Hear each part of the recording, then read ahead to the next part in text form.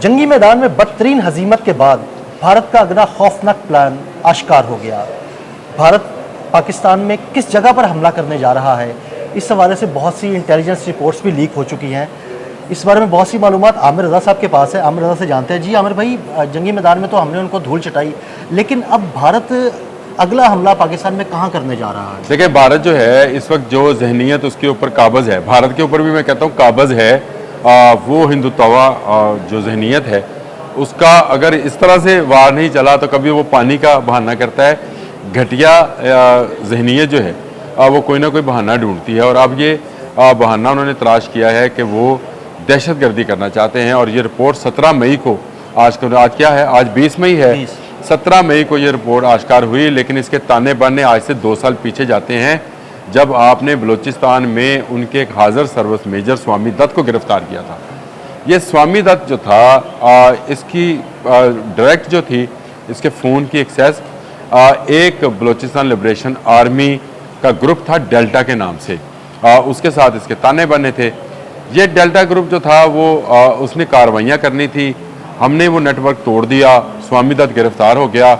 लेकिन ये डेल्टा के कुछ लोग जो थे गायब हो गए। ये अचानक से अब दोबारा बाहर आए हैं उस दिन जब इन्होंने फोर्सेस के एक हेड ऑफिस के ऊपर जो है हमला किया है, बॉर्डर सिक्योरिटी फोर्सेस के हेड ऑफिस पे हमला किया है। लेकिन हमारी कार्रवाई इतनी क्विक थी कि हमारा क्विक रिस्पांस यूनिट जो है 4 मिनट में 2 दहशतगर्दों को जो कार्रवाई करने के बाद, ग्रेनेड फेंकने के बाद भाग रहे थे, मार देता है, और 2 को हम ड्रोन के ज़रिए मारते हैं।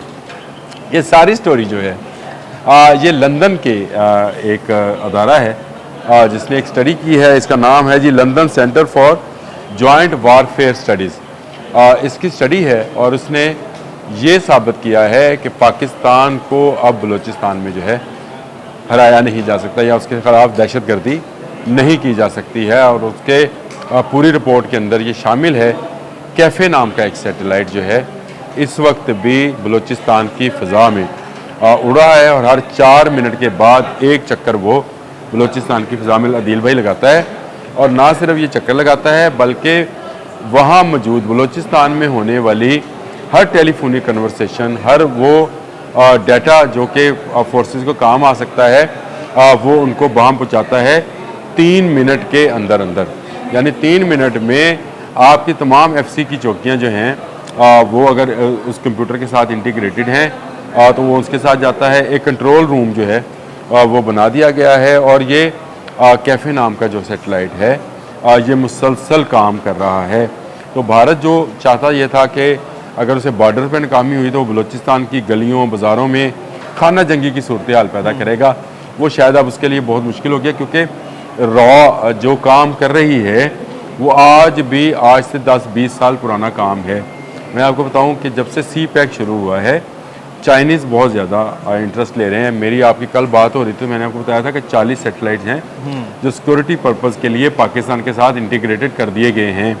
पाकिस्तान को बैरूनी तौर पर चाहे अस्करी तौर पर जारहियत का सामना हो, आबी तौर पर जारहियत का सामना हो, या पाकिस्तान के अंदर मौजूद दहशतगर्द एलिमेंट्स जो हैं उनके खात्मे का मामला हो, तो ये सैटेलाइट्स और इनका तमाम कंट्रोल जो है वो पाकिस्तानी इदारों को दे दिया गया है।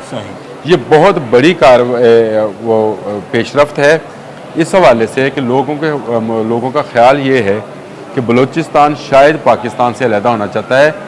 ऐसी कोई सूरत हाल नहीं है। वहाँ BLA है, BRA है, मुख्तलिफ 4-5-7 तंजीमें हैं जिनके मतलब हमारे आर्मी चीफ हाफिज़ सईद आसिम मुनीर ने भी कहा था कि ये 1500-2000 लोग जो हैं ये बलूचिस्तान को पाकिस्तान से अलहदा नहीं कर सकते हैं, और पाकिस्तान हमेशा जिंदाबाद है।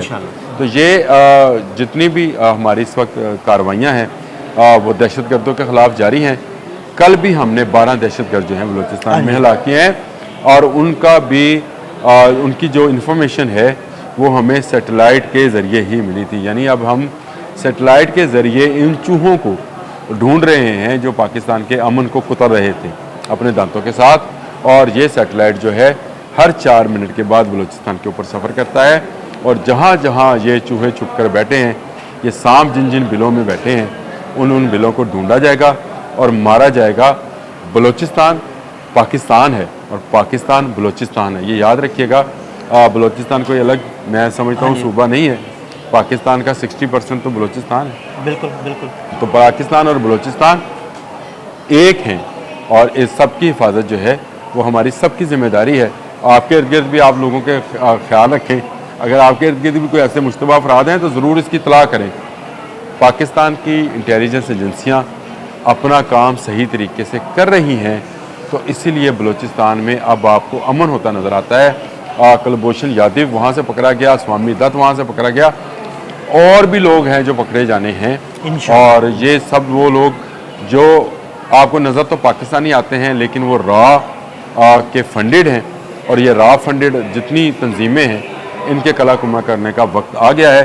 बैरूनी दुश्मन से हम बैरूनी सरहदों पर निपट लेंगे, पानी के दुश्मनों से हम और तरीके से करेंगे, लेकिन ये अंदरूनी सांप और बिच्छुओं को अंदरूनी सतह पर मारने का पूरा इंतज़ाम कर देंगे। ठीक, बहुत शुक्रिया आमिर भाई जी। बिल्कुल, आमिर भाई ने जो इंटेलिजेंस रिपोर्ट सामने आई उसकी रोशनी में बड़ी ब्रीफ तरीके से आपको जो है ना भारत का अगला जो निशाना है उसके बारे में आगाह किया।